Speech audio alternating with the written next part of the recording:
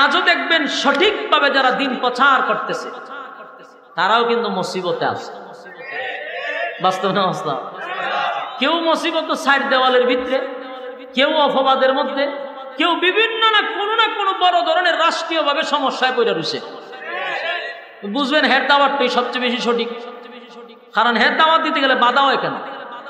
সমস্যাটা কোন জায়গায়? একই দাওয়াত আমি দিই, আমার বাধা নেই। একই দাওয়াত আরেকজনে দেয়, তার বাধা। ঘটনা এখানে ভিন্ন। কথা বুঝতেছেন? সব কথা আবার খুল্লা টুল্লা বলেন যেত না, কারণ কিরামান কাতিবিন আছে। এই কিরামান কাতিবিনে যদি রিপোর্ট পেশ করে তাহলে আমিও আবার বেশি সময় থাকতাম না। এই জন্য আমরা সব কথা বলতে পারি না। আগে মিডিয়া আসি না, ইচ্ছা মতো গাইতাম, কিন্তু এখন এই যে কিরামান কাতিবিনে যেমন কথা একেবারে হিসাব করে মাইপা মাইপা ফালাইতে হয়, কুনান্দা স্লিপ হয়, এটাও এরা সারে। এই জন্য আমার কথাগুলি বোঝার চেষ্টা করেন। আমাদের নবী পর্যন্ত দাওয়াত দিছে, মাই করছে। ইউনুস নবী 40 বছর দাওয়াত দিল একা দাঁড়া, খালি মাইরি খাইলো, লাঞ্ছিত হইলো, অপমানিত হইলো, কিন্তু একটা মানুষ কালেমা পড়ছে না। ইউনুস নবী 40 বছর দাওয়াত দেওয়ার পরে এরপরে আল্লাহ কই দাওয়াত দিল? ইতায় আমার খালি মারামারি করে, গেলেই মারে। ইতায় আমার গেলে পড়ে লাঞ্ছিত করে, অপমানিত করে। 40টা বছর আমি সহ্য ধৈর্য ধরলাম, দাওয়াত দিয়ে গেলাম, কিন্তু 4 পয়সার ফায়দা হয়েছে। এখন আপনার কাছে বিচার দিছি, কি করবেন আপনি সিদ্ধান্ত নেন। হেরা আমার কথাটা তো শুনে না, উল্টা টিটকারি মস্কারি হাসাহাসি করে। আল্লাহ কয় ইউনুস রাগ কইরো না, হেরারে গিয়া কো যে কালেমা যদি না পড়ে হেরারে গজব দিয়া মাইরালাম, ভয় দেখাও। ইউনুস নবী গিয়া কয় ঘটনা শুনছো, এতদিন তাহলে দাওয়াত দিছি, তোমরা ভয়টয় দেখাইছি। এখন আমার মালিকের পক্ষ থেকে মেসেজ আসছে, তোমরা যদি কালেমার দাওয়াত গ্রহণ না করো তাহলে গজব দিয়া কিন্তু সাইজ করবো। এই কথা শুনে আর বাচ্চা গজব আইব নি? কবে আইব? আইব কোন সময়? ইউনুস নবী সভ্য না, ইদের ভয় খাইব দূরের কথা, এরা যারা টিটকারি করে উল্টা কয় আইব কোন সময়, তারিখটা কন, আমরা প্রস্তুতি নিতেছি, কোন সময় আইব। ইউনুস নবী সভ্য না, আল্লাহ আমি তো এরা গজবের ভয় দেখাইছি। এরা উল্টা আরো টিটকারি মস্কারি করে এবং আমারে বলে যে দিন তারিখ ঠিক কইরা কইতাম, কোন দিন আসবে এরা বলে মোকাবেলা করবে। নাউজুবিল্লাহ, আল্লাহ এটা সাংঘাতিক। দাওয়াত দিতে গেলে উল্টা আমার উপরে আরো এরা সইরাবো। আল্লাহ কয় এরা কি তারিখ চায়? বলে তারিখ চায়। জান তারিখ যখন চায় গিয়া কোন আগামী 3 দিন 3 রাতের ভিতর আমি গজব দিব। আগামী 3 দিন 3 রাত ইউনুস নবী গেছে গিয়া কয়ও তোমরা তো খুব শখ গজবের তারিখ জানার জন্য, আল্লাহ কইয়া দিছে আগামী 3 দিন 3 রাতের ভিতরে গজব আসবে, প্রস্তুত থাকো। এরা কয় ইউনুস কোনো অসুবিধা নেই, আমরা প্রস্তুত, আমরা অপেক্ষায় আছি তোমার খোদার গজবের জন্য। নাউজুবিল্লাহ, ইউনুস নবী হতে তোরা তাকান যাই। ইউনুস নবী করলো কি 3 দিন পর্যন্ত গজব হইব, তার স্ত্রী আর 2 সন্তান লইয়া এই গ্রাম ছেড়ে গেছে। নে তোরা গজবের তলে বইরা মর, ঠাড়া বইরা মর তোরা, আমি দেখি। ইউনুস নবী গেছে, 2 দিন গেছে আর হয়েছে 1 দিন 1 রাত। নেয়ার ভিতরে একটা কামড় মারছে তো করে 40 বছর ইউনুস আমরা দাওয়াত দিছে, কালেমা গ্রহণ করছে, লোকটারে মারলাম, তিরস্কার করলাম। এরপরে আমরা গজবের কথা বললো যে গজব দিবে, তাও আমরা জানতে চাইলাম গজবের তারিখ দাও। এখন তো আমাদেরকে তারিখ দিয়ে দিচ্ছে, এখন 2 দিন 2 রাত চলে গেছে, বাকি রয়েছে মাত্র 1 দিন 1 রাত। যদি আইসা পড়ে, যদি লাগাইছে, যদি আইসা পড়ে সমস্ত এলাকার মানুষ, যে শহরে তারা বসবাস করত, এই শহরটার নাম হলো নিনুয়া নামক শহর, 4 লক্ষ মানুষ বসবাস করত। কোন কয় লক্ষ? 4 লক্ষ মানুষ নিনুয়া নামক এই শহরে বসবাস করত। এই 4 লক্ষ মানুষের ভিতরে যারা বড় বড় পণ্ডিত, সর্দার, মাতব্বর, সবাই রইলে বয়ে শুনো, কতদিন যা ফাইজলামি করছি এটা ভিন্ন, বাকি আছে 1 দিন 1 রাত। মনে করো দইরা নাও, যদি ইউনুসের কথা সত্য হয়ে যায় মোকাবেলা করবা কি দিয়া? ভিতরে একটু ভয় ঢুকছে, ওই যে যদি আইসা পড়ে এদের মধ্যে একজনে কয়ও আমি কিছু কিতাবাদি পড়ি তো, অন্যান্য নবীদের ইতিহাস আমি পড়ছি, ইতিহাস পড়া যেটা পাইছি যে গজব যখন যেই এলাকায় আসবে ওই স্থানে কোথাও পয়গম্বর থাকবে না, পয়গম্বর চলে যাবে। এটা সিস্টেম আল্লাহ আগেই পায়, আপনি এখান থেকে চলে যান, মানে যেই জায়গায় গজব দিবি জায়গায় তো নবী থাকবে না। যদি ইউনুস নবী গড়ে গিয়া ফায়ালাও যে উনি গড়ে আছে তাহলে 100% গজব আসবে না। আর যদি ইউনুস নবীরে গিয়া ঘরে না পাও তে আমি কইয়া দিলাম তোমরা গজব আসবে 100% নিশ্চিত থাকো। এখন এরা লোক পাঠাইছে যেখানো পাচ্ছি এখান থেকে দূরে লইয়া চতুর্দিকে ইউনুস নবীরে তালাশ করছে, বাড়ি বাড়ি ঘরে ঘরে শহরে বন্দরে সব জায়গায় ইউনুস নবী নাই। আয়া রিপোর্ট দিছে আমরা তো সব জায়গায় তালাশ করছি ইউনুস রে তো পাইছি না, কখন বালা খামাইছে তইলে একেবারে কনফার্ম গজব আসবে। আমার কথা বুঝতেছে? বিরক্ত লাগতেছে? কিতা করতাম কোনদিন বিরক্ত লাগে? আমি নিজেই বিরক্তের মধ্যে আছি, বলতা কোন দিত না আপনারা। এখন তারার ভিতরে একটা ভয় ঢুকছে যে রে ইউনুস নবী তো নাই, আর মাত্র আছে একদিন, রায় তো শেষ, এখন দিনটা আছে। ভয়ে তারা আতঙ্কে আছে, ঘটনা যদি সত্য হয়ে যায় তো উপায় নেই।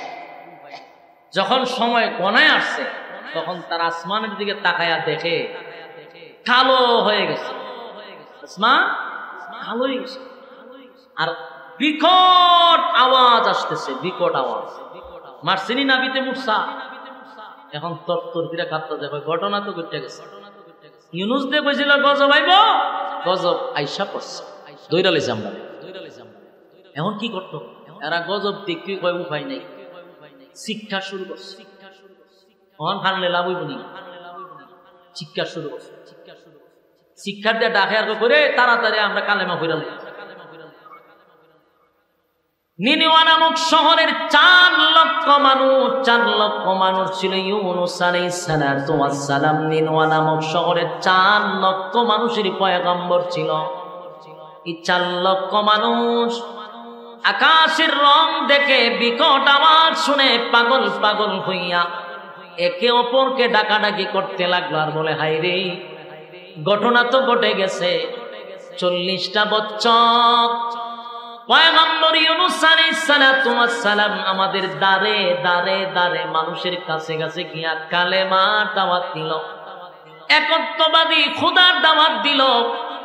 লোকটার দাওয়াত তো গ্রহণ করলাম না, লোকটার কথা তো মানলাম না, বরং উল্টা তার উপরে নির্যাতন করলাম। লোকটারে আমরা লাঞ্ছিত করলাম, অপমানিত করলাম। এখন তো আসমান কালো হয়ে গেল গো, এমনকি বিকট থেকে বিকট আওয়াজ শুরু হয়ে গেছে। ঘটনা তো ঘটে গেছে, গজব আসবে সন্দেহ নেই। এখন এরা নিজেরাই কান্দে আর বলে হায় রে ইউনুস যদি থাকতো তাহলে তার কাছে গিয়া ক্ষমা চাইতাম।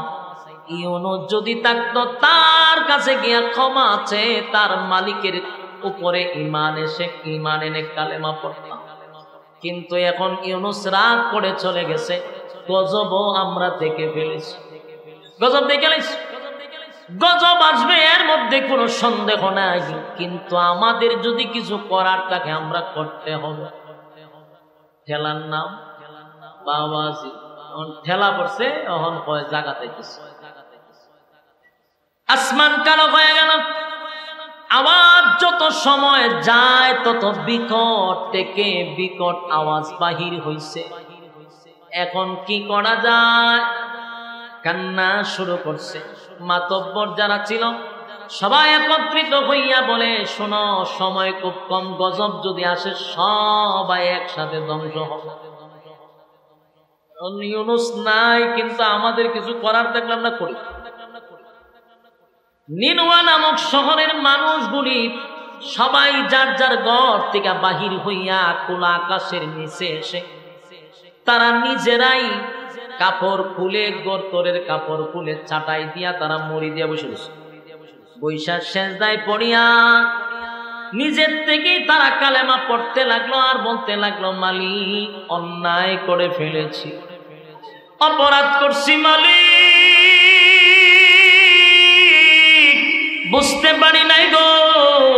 তোমার পয়গম্বর ইউনূস আমাদের দারে দারে দারে দারে দারে দারে গড়ে গড়ে আসছে, আমাদের কাছে কালেমার দাওয়াত দিল, কিন্তু পয়গম্বরকে চিনতে পারি না, এত কাছে তাই খাও।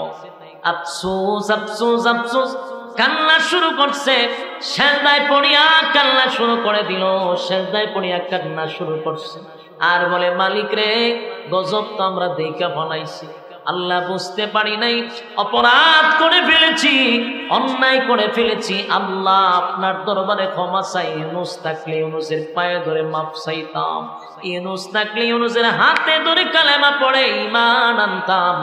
আজকে ইউনূস নাই, কার কাছে যাব গো মালিক? অন্যায় তো করছি, অপরাধ তো করছি, স্বীকার করে তোমার কাছে তোমার একত্ববাদী খোদা স্বীকার করে নিলাম, কালেমা পড়লাম, আমাদের দ্বারা এমন অপরাধ হবে না। আল্লাহ ইউনূস পয়গম্বরকে আমাদের কাছে ফিরাইয়া দেন, যে অপরাধ করছি আর কোনোদিন এমন অপরাধ করব না। এই নিনওয়া শহরের মানুষ সেজদায় পড়িয়া এমন কান্না শুরু করছে রে, কানতে কানতে কানতে কানতে তারা বেহুশ হয়ে যায়। গজব দেখছে, এখন ভিতরে ভয় ঢুকছে, ইউনূস নবীর কথাও স্মরণে পড়ছে, এবার কান্না শুরু করছে। আল্লাহ ডাক দিয়া বলে, জিবরাইল আমি তো গজব দিয়েছিলাম নাফরমানদের উপরে যেন গজব পড়ে, নাফরমানদেরকে ধ্বংস করার জন্য গজব পাঠাইছি, কিন্তু এখন আর জমিনে নাফরমান নাই রে, জমিনে কোনো নাফরমান নাই, সবগুলি আমি মালিকের উপরে কালেমা পইরা ঈমান আনছে। তারা তো এক আল্লাহর উপরে ঈমান আনলো, আমার নবী ইউনূসের প্রতি ঈমান আনছে। এ জিবরাইল, আমার গজব তো নাফরমানের জন্য, নাফরমানের জন্য, নাফরমানের জন্য, যারা আমি আল্লাহর নিয়ামত খাইয়া নিয়ামত ভোগ কইরা নাফরমানি করে, আমি আল্লাহর নিয়ামত খাইয়া নিয়ামতের অস্বীকার করে, সারাটা জীবন আমি আল্লাহ যাদেরকে নিয়ামত দিলাম কিন্তু জীবনটা বড় শুধু নাফরমানি করে গেল, তাদের জন্য আমার গজব। কিন্তু এখন দেখি জমিনে কোনো নাফরমান নাই, সব ঈমানদার আল্লাহওয়ালা হয়ে গেছে। জিবরাইল গজব উঠায় আনে, গজব উঠতে শুরু হইল। এখন দেখা যায় কিছুক্ষণ পরে আকাশ পরিবর্তন হয়ে গেল, আকাশটা যেন একদম পরিষ্কার হয়ে গেছে। শুধু তাই না, বিকট থেকে বিকট যে আওয়াজগুলি হচ্ছিল সেগুলো বন্ধ হয়ে গেছে। সুবহানাল্লাহ, আরো জোরে বল আল্লাহু আকবার, আরো জোরে বল আল্লাহু আকবার, ঈমানের আওয়াজ দিয়ে বল আল্লাহু আকবার। ঈমানদারের তওবা আল্লাহ কবুল করছে, ঈমানদারের তওবা মালিক কবুল করলো, ঈমানদারের ঈমান আল্লাহ গ্রহণ করলো। গজব উঠায়া নিল, গজব উঠায়া নিল, আওয়াজ বন্ধ হয়ে গেল। এবার ঘটনা ঘটছে কি, ইউনূস আলাইহিস সালাতু ওয়াস সালাম তো এলাকার মধ্যে নাই, উনি তার স্ত্রী এবং ছেলে দুইটা লইয়া এলাকা ছেড়ে দূর, বহু দূর চলে গেছে। ইউনূস নবী এক জায়গায় গিয়ে অবস্থান করলো, দেশ ছাড়ে নাই, দেশের ভিতরে আছে, অন্য ডিস্ট্রিক্টে চলে গেছে। হঠাৎ করে কিছুদিন পরে নিনওয়া নামক শহরের একজন মানুষ ইউনূস নবীর সঙ্গে সাক্ষাৎ হয়েছে। ওই লোকটা ডাক দিয়ে বলে, ইউনূস, তুমি না আমাদেরকে বলেছিলা যে আমাদেরকে তোমার মালিক গজব দিয়া ধ্বংস করে দিবে? বলে হ। বলে আমি তো নিনওয়া নামক শহর থেকে তোমার কাছে আসলাম, কোথায় কোনো গজব তো পড়লো না, কেউ তো মারাও গেল না, কোনো ক্ষতি হইল না, তুমি বললা কি, বাস্তবে হইল কি? মনোযোগ দিয়ে বুঝে নিয়ে একটা ফেস লাগাইছে। নবীর কাছে গিয়া বলি, ইউনূস, কেন তুমি আমাদেরকে এমন ভাবে আমাদের সঙ্গে প্রতারণা করলাম? সবার সামনে বললাম যে গজব আসবে, আমরা ধ্বংস হয়ে যাব, নিনওয়া নামক শহর ক্রস করে তোমার কাছে আসলাম, ওই আমি তো কোথাও গজবের চিহ্ন পাইলাম না, কোনো মানুষ মরতেও দেখলাম না, কেউ অসুস্থ হইতেও দেখলাম না, ঘটনা কি? ইউনূস নবী বারবার জিজ্ঞাসা, ঘটনা কি সত্য? বলে হ। তুমি কি শহর থেকে আসছো? বলে হ। ইউনূস নবী বলছে টেনশন, ঘটনা কিন্তু হে কত বড় বার্তা, একবার কয় না যে এই শহরের মানুষ কালেমা পড়ছে, এই কথা কিন্তু কইছে না।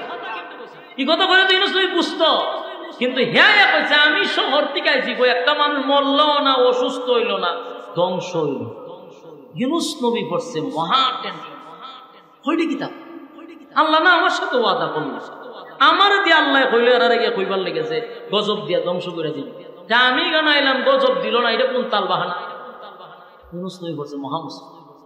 তখন ইউনূস নবী সিদ্ধান্ত নিচ্ছে দিতা যে শয়তানের শয়তান, 40 বছর দাওয়াত দিছি, দাওয়াত গ্রহণ করছে, গজব আইব আমি এরারে বলছি, এরপরে এরা ভয় পাইছে না, গজবের দিন তারিখ ঠিক করছি, গজব আইছে না, এখন যদি আমি শহর ঢুকি আমার বাইরে মেরে লইব।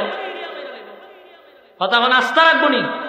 ইউনূস নবীর ধারণা হইল যেই জাতি দাওয়াত দিতে গিয়ে মার খাইছি, যেই জাতিরে গজবের কথা শোনানোর পরে মার খাইছি, আর এখন তো দিন তারিখ ঠিক করে দিয়েছি, তারিখও শেষ, দিনও শেষ, গজব যেহেতু আসছে না, আমি যদি আবার যাই তেরা আমার বাইরে মেরে লিব, আমার এখন আর জীবিত থাকতে দিবে না। ওই ইউনূস নবী নিজে নিজে সিদ্ধান্ত পাল্টাইছে। কি পাল্টাইছে? এই যে আল্লাহ বলেন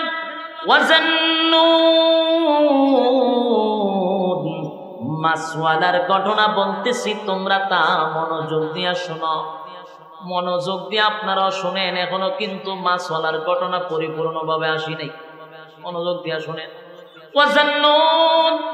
মাছওয়ালার ঘটনা বলতেছি, তোমরা তা মনোযোগ দিয়া শোনো।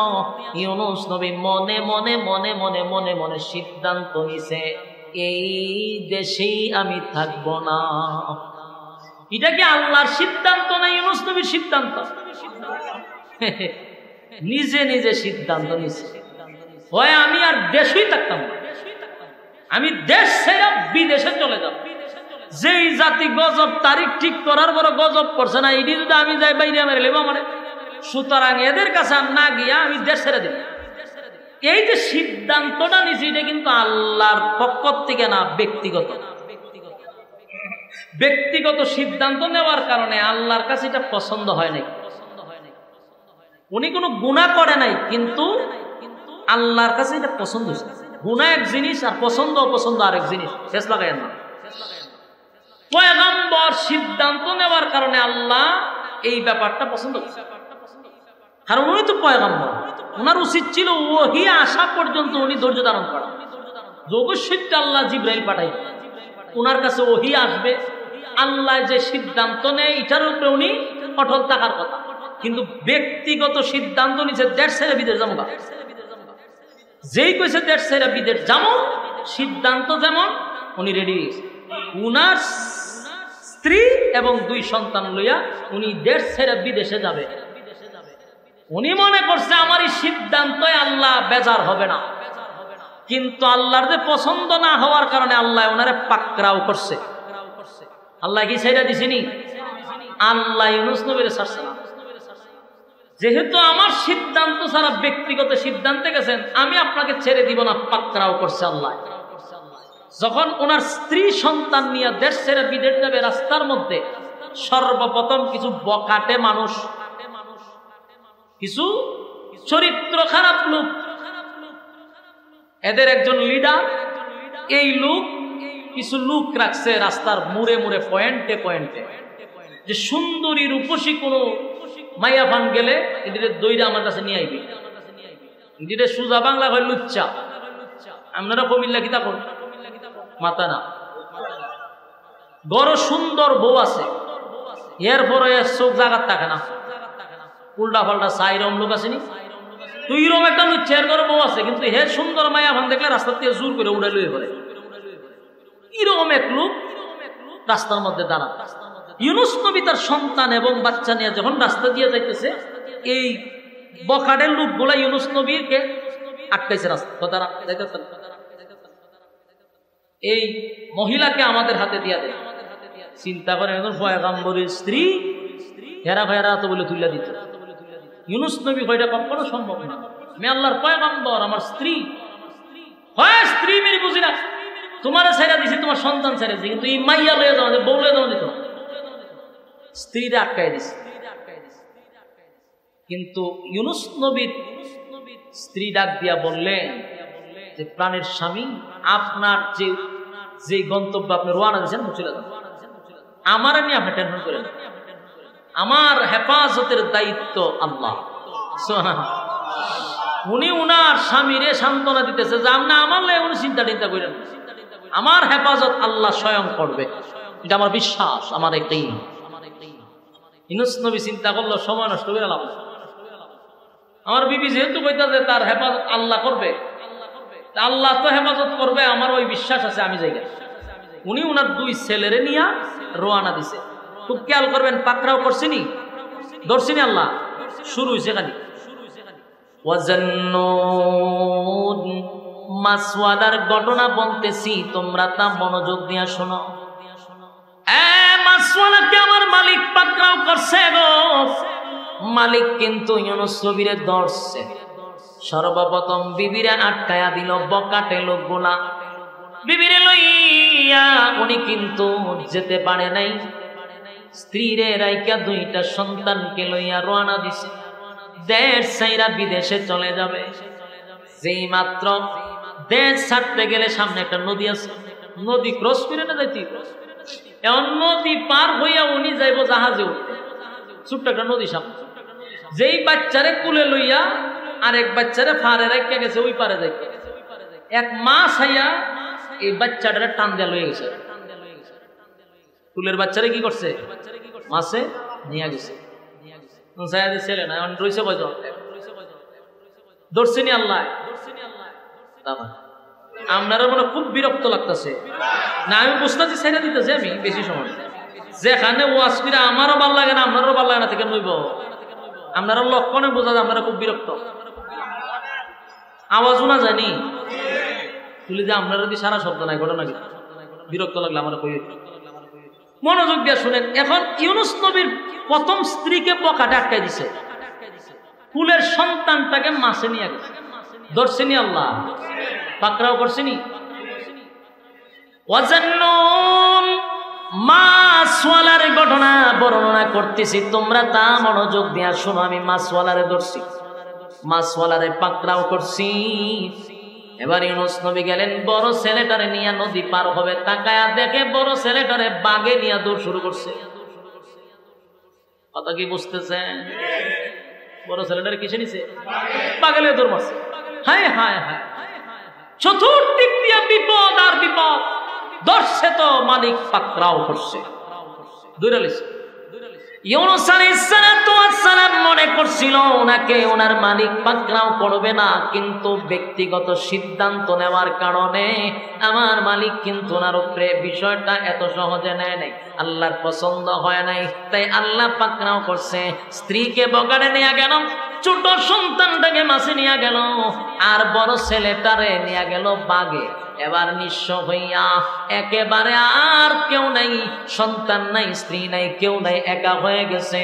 ইউনূস নবী এবারও সিদ্ধান্ত নিল দেশ ছেড়ে বিদেশ চলে যাব, যেই জায়গায় স্ত্রী নাই, সন্তান নাই।